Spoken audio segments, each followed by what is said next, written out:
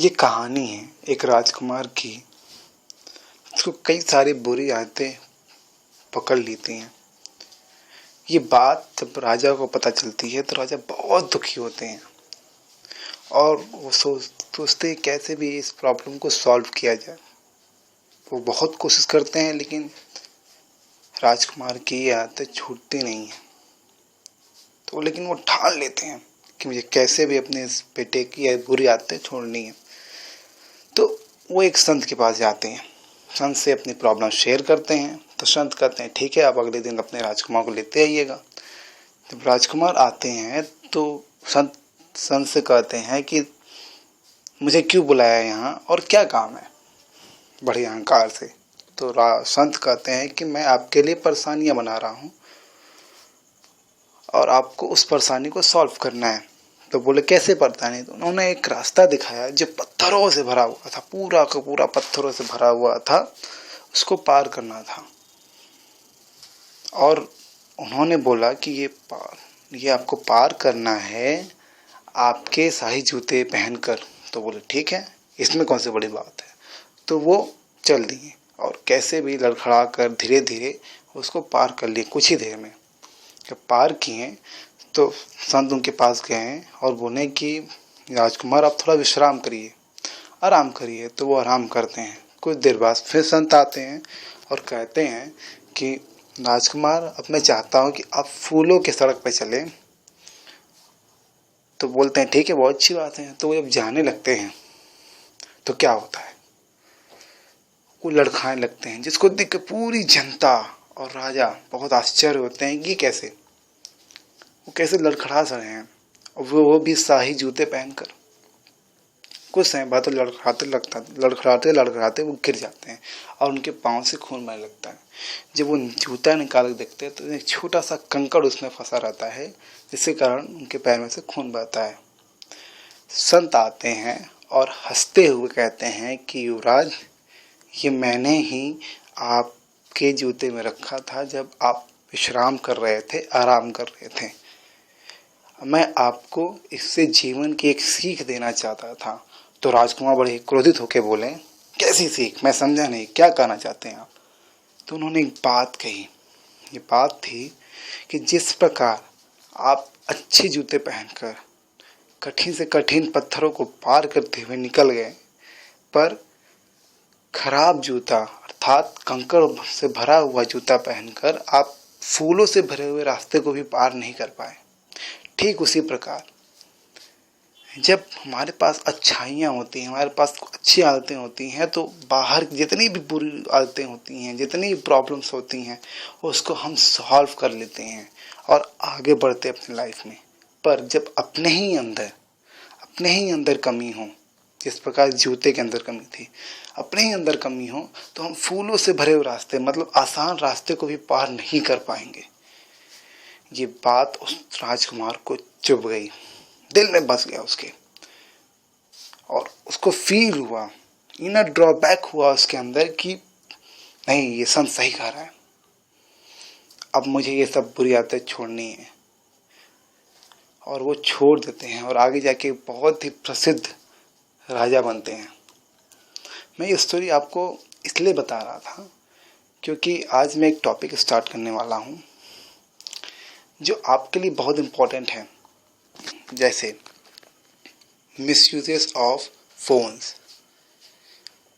ये एक ऐसी टॉपिक है जिसमें आज के यूथ बहुत ज़्यादा इन्वॉल्व होते हैं, बहुत ही ज़्यादा। इवन यूथ क्या, हमारे एडल्ट बहुत ज़्यादा इन्वॉल्व हो रहे हैं। इसका इफ़ेक्ट हमारी आँखों पर पड़ते जा रहा है, हमारे व्यवहार में पड़ते जा रहा है, हमारे हेल्थ पे पड़ते जा रहा है, और हमें कोई पता ही चल रहा है कि क्या हो रहा है।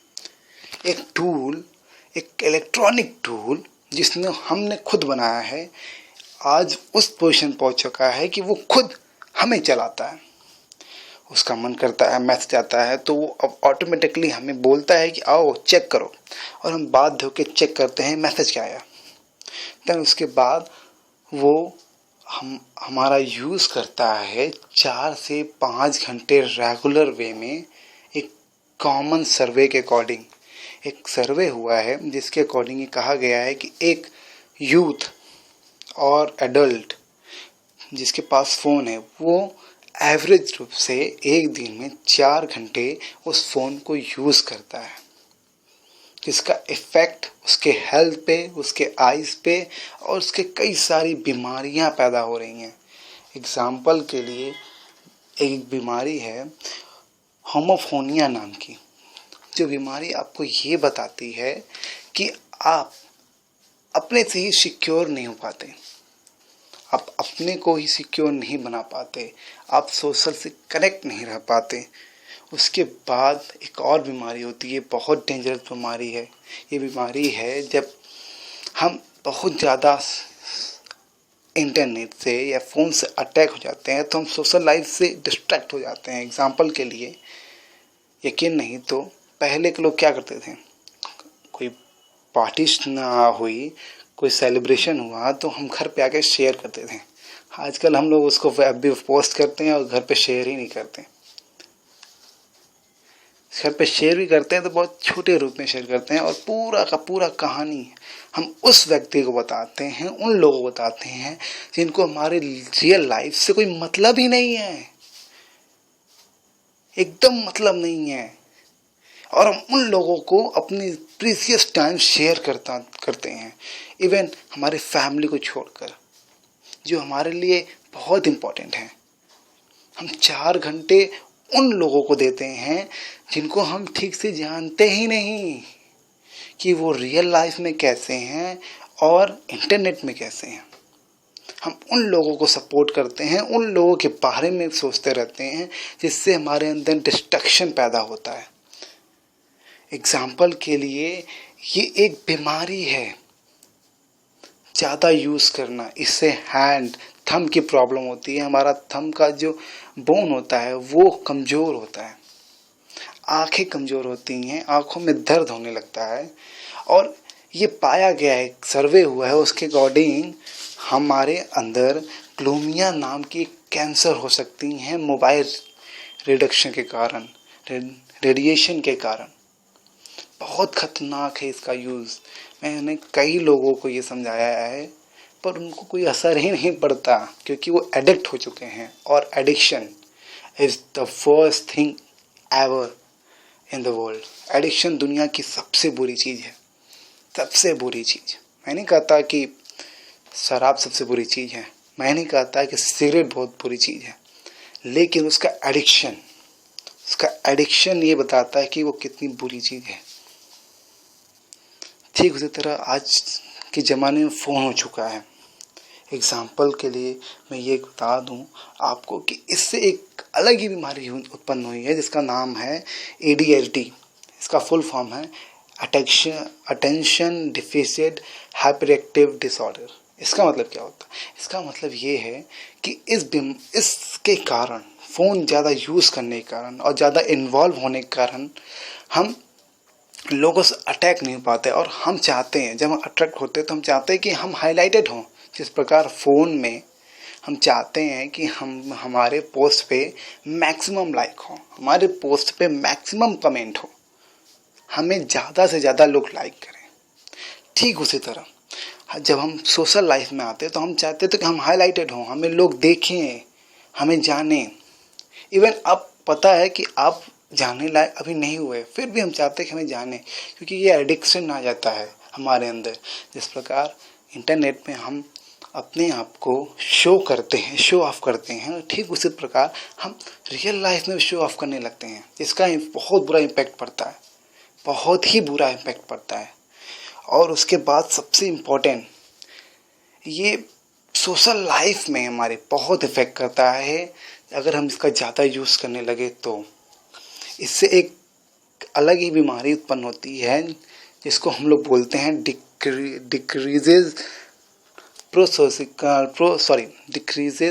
प्रोसोशल बिहेवियर। इसका मतलब क्या होता है? ये बिहेवियर से रिलेटेड डिजीज़ होता है जो हमारे लाइफ में, जो हम लोग प्रोसोशल होते हैं, मतलब प्रोसोशल मतलब कि सोशल लाइफ में पॉजिटिव होना, सोशल लाइफ में फ्रेंडशिप बढ़ाना, ये कम हो जाता है। हम अगर पार्टी में हैं तो हम लोगों से बातें शेयर करने के अलावा हम उसको पोस्ट करते हैं, हम सेल्फी लेते हैं, जिससे वो प्रीशियस मोमेंट हट जाता है और हम उन लोगों को टाइम देते हैं जो हमें ठीक से जानते ही नहीं, इन्हें पता भी ठीक से नहीं है कि हमारे लाइफ में क्या होता है, हमें ठीक से क्या पसंद है क्या नहीं पसंद है। इवन हम भी नहीं जानते कि वो अगर बोल रहे हैं कि वो इस समय यहाँ पे हैं तो वही ही होंगे। वो सोच सकते हैं आपकी कितनी ज़्यादा एडिक्शन हो गई है इससे हमें, और हमें इससे दूर हटना है।